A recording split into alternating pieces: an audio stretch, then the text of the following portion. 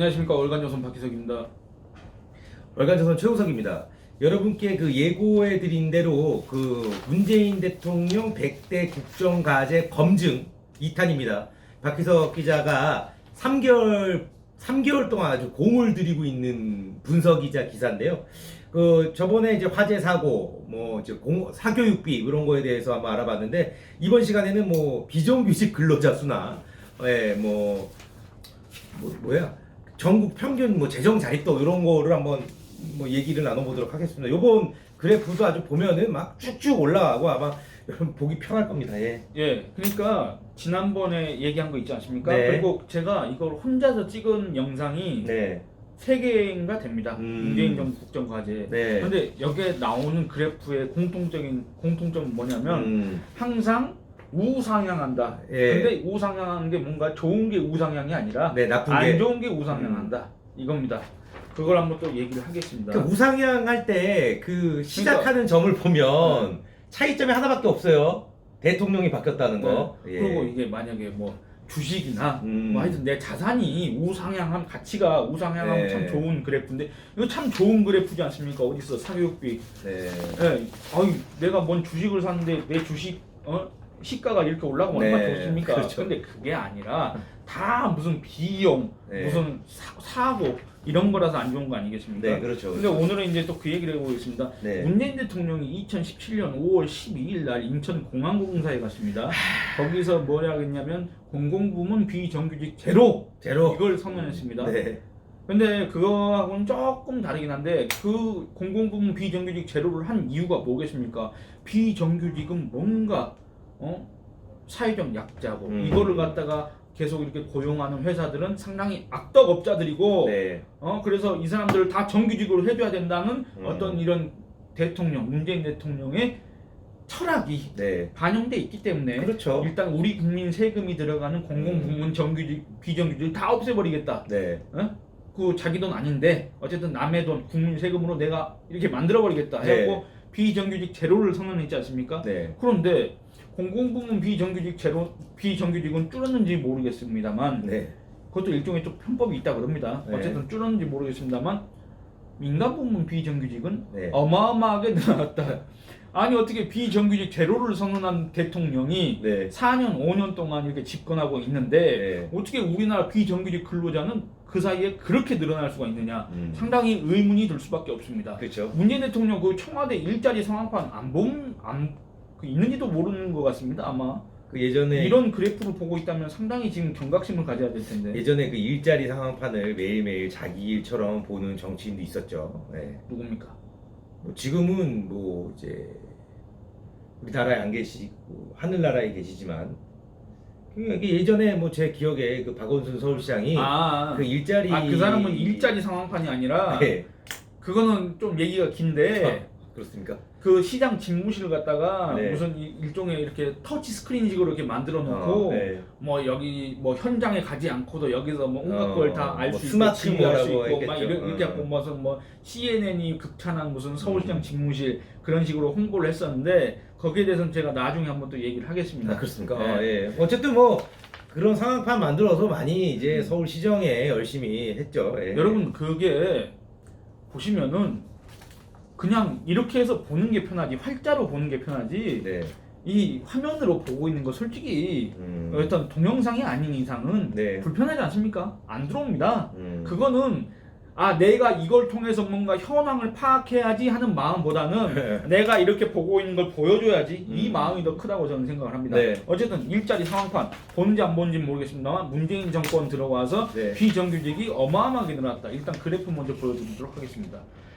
이렇게 됩니다. 그러니까 2016년 박근혜 정부 마지막 해지 않습니까? 그렇죠. 이 마지막 해에 비정규직 근로자 숫자가 얼마였냐면 615만 6천 명이었습니다. 이 정도 수준이 많은지 적은지는 제가 잘 모르겠습니다. 그러니까 비정규직 전체 임금 근로자 중에서 비정규직 근로자 비율이 32%였습니다. 그런데 갑자기 이제 2017년이 됐습니다. 이때부터 상황을 한번 얘기를 해보겠습니다. 이 문재인 대통령이 집권한 이후에 2017년 비정규직 근로자 숫자는 657만 8천 명, 그 다음에 2018년 661만 4천 명, 2019년 748만 1000명, 748만 1000명, 그리고 2020년 742만 6000명. 그 비율을 보자면 이때가 32%였지 않습니까? 네. 근데 32.9%, 그 다음에 33%, 36.4%, 36.3%, 32%에서 36.3%가 됐다 그겁니다. 그러니까. 전체 절대적인 수치도 늘어났지만 비율도 상대적인 비율도 늘어났다. 이겁니다. 그리고 또 문제는 뭐냐면 네. 이 비정규직에 대한 어떤 처우, 특히 이 임금 있지 않습니까? 네. 이게 점점 이게 상대적인 박탈감, 네. 상대적으로 점점 더 위축되고 있다. 이겁니다. 이 그래프를 보시면은 파란색이 이제 정규직 근로자 임금입니다. 월 평균 임금이고, 그다음에 이 빨간색이 비정규직 근로자 월 평균 임금입니다. 네. 보시면은 조금씩 늘어나긴 했습니다만 네. 보시면 이때는 이 지금 150만 원 선에 아직 못 올라가 있지 않습니까? 그렇죠. 비정규직 근로자 한 달 그렇죠. 임금이. 네. 근데 이제 2020년 들어서는 살짝 올라갔습니다. 네. 살짝 올라갔는데 그 동안에 이 보시면 정규직 근로자는 이렇게 지금 기울기가 형성되지 않습니까? 네. 지금 거의 350만 원 가까이 지금 되고 있지 않습니까? 그리고 이 보시면 이 비정규직과 정규직의 이 간극 있지 않습니까? 네, 간극이 더 이게 점점 더 있다. 넓어지고 있다. 네. 이거를 지금 말씀드리겠습니다. 그러니까 정규직 대비 비정규직 임금 격차가 갈수록 커지고 있습니다. 통계청 통계에 따르면 2016년 당시 정규직 근로자의 월 평균 임금은 283만 6천 원, 네. 비정규직 같은 경우에는 53.3% 수준인 151만 1천 원. 그리고 이후 임금 격차 비율을 봤을 때는 2017년 54.8%, 2018년 54.6%, 2019년 54.6%, 그리고 2020년 52.9%. 그러니까 53.3%에서 52.9%로 지금 줄었다고 합니다. 박근혜 정부 마지막 해에 53%, 네. 53.3%, 52.9% 네. 줄었습니다. 임금 격차가 문재인 정권 4년 동안 지나가면서 박근혜 정부 마지막 해인 2016년보다 더 벌어졌다. 그렇죠. 이런 얘기가 됩니다. 네. 이게 바로 뭐 전국의 비정규직 제로 이거를 선언한 건 아니지만 어쨌든 비정규직에 대해서 그런 철학을 갖고 있는 그 대통령이 4년 동안 집권한 그 결과가 이렇다. 비정규직이 어마어마하게 늘어났지 않습니까? 네. 615만에서 742만 6천 명이 됐습니다. 지금. 네. 왜 이렇게 늘어난 겁니까? 왜 이렇게 늘어나겠습니까? 뭔가 경기가 안 좋으니까. 그렇죠. 이게 정규직 고용을 안 하려고 그러고. 그렇죠. 안 합니다. 안 하고 그 다음에 시간제 근로자들이 더 많이 늘어나고. 네. 그렇기 때문에 이 비정규직이 아주 비약적으로 늘어났다. 폭발적으로 늘어났다. 그러니까 시간제 일자리를 찾는다는 건 뭡니까? 이건 일자리의 질로 봤을 때는 상당히 안 좋은 일자리지 않습니까? 네. 고정적이지도 않고 그 임금이 어떤 적정 수준에 있는 것도 아니고. 네. 그런데도 이 시간제 일자리가 많이 늘어난다면 어떻게 호구지책으로라도 생계를 꾸려가기 위해서는 이런 일이라도 해야 되겠다고 하는 사람들이 그런 일자리에 지금 찾아들고 있다. 그렇기 때문에 비정규직이 어마어마하게 늘어났다. 어마어마하게 늘어났습니다. 지금 불과 4년 사이에 얼마나 늘어났습니까? 120만 늘어난 거 아닙니까? 120만. 문재인 정부 들어서 안 좋은 거는 늘어나고 좋은 거는 줄어들고 있는 네. 추세라는 게 박혜석 기자가 지금 계속 얘기를 하는 데에 대해서 수치로 확인이 되고 있습니다. 그다음에 이건 뭐 그래프는 안 갖고 왔는데 네. 뭐 소소한 겁니다. 문재인 정부는 2022년까지 문화예술행사 관람률 85%를 달성하겠다고 했습니다. 이거는 근데 코로나 때문에 떨어질 수밖에 없는 거 아닙니까? 그게 아니라고 해도 애초에 달성이 어렵다. 네. 그런 계산이 나올 수밖에 없습니다. 그리고 같은 기간에 문화 기반 시설 3,080개를 조성하겠다고 했습니다. 네. 그러니까 문화 기반 시설이라는 건 박물관, 미술관, 공공도서관, 그 다음에 공연장 이런 것들을 얘기합니다. 네.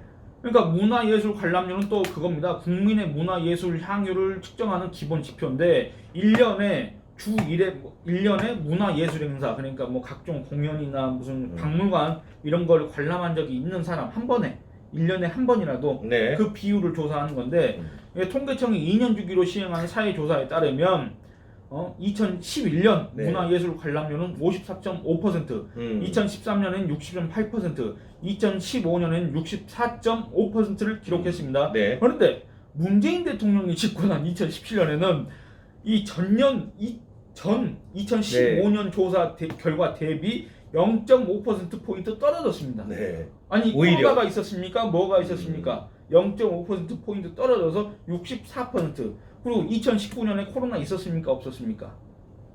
없었지 없었어요. 않습니까? 예. 근데 그때도 또 63.6%, 0.4%포인트 떨어졌습니다. 이렇게 해가지고 지금 정체돼 있지 않습니까? 네. 그리고 더더군다나 지금 얘기했다시피 애초에 85% 가까이 가지도 못했고 그렇죠. 오히 떨어지고 거기다 그냥 들어가니까. 코로나가 네. 생겼지 않습니까? 네. 그렇기 때문에 85%는 애초에 불가능하다. 그렇게 얘기가 할 수 있겠고 전 문재인 대통령 하면 이제 마스크밖에 생각 안 날 것 같아요. 황금 마스크 말입니다. 아니요, 그게 아니라 이제 그 코로나가 2020년도에 창궐을 했는데 뭐 2017년도에 문재인 대통령이 대통령 되고 나서부터 마스크를 계속 썼다는 그런 느낌이 드는 거죠. 네. 그것과 동시에 뭔가 답답하다 이런 느낌을 앞으로도 계속 떠올리게 될 수도 있습니다. 네, 그렇죠. 마스크 때문에. 네, 마스크 때문에. 예. 어쨌든 또 문화 기반 시설에 대해서 얘기를 해보자면 2016년 당시 문화 기반 시설 숫자가 2,298개였습니다. 그러니까 이를 바탕으로 이제 문재인 정부가 이걸 뭐 3,080개까지 만들겠다고 했는데 2020년 네. 2020년 현황이 얼마냐면 2,521개. 그러니까 2016년 대비 2020년에 늘어난 게 겨우 몇 개냐면은 몇 개 안 됩니다. 한 300개? 한 250개? 230개 정도밖에 안 늘어났습니다. 4년 동안. 그렇죠. 근데 앞으로 3,080개를 달성하려면 560개 정도를 더 만들어야 되는데 가능하냐 그겁니다. 문재인 대통령 임기가 네. 뭐 되게 오래 남. 사실상 네. 지금으로 따지면 그냥 넉 달 남았다고 봐야 됩니다. 그렇죠. 해가 바뀌면 그렇죠. 본격적인 이제 대선으로 들어가게 되면 네. 누가 문재인 대통령한테 그렇게 신경이나 쓰겠습니까? 그렇지 않습니까? 그렇죠. 그리고 이건 이제 소소한 얘기였는데 또 다른 걸 한번 살펴보겠습니다. 문재인 대통령은 2018년에 개헌을 추진했습니다. 그렇습니까? 그 개헌에 무슨 연방제 수준의 버금가는 강력한 맞아요. 지방자치, 자치 분권 시대 이런 것들을 갖다 강조했지 않습니까? 네. 그 자치 분권 그 중에서 지방 재정 자립을 위한 강력한 재정 분권을 갖다 국정과제로 약속을 했습니다.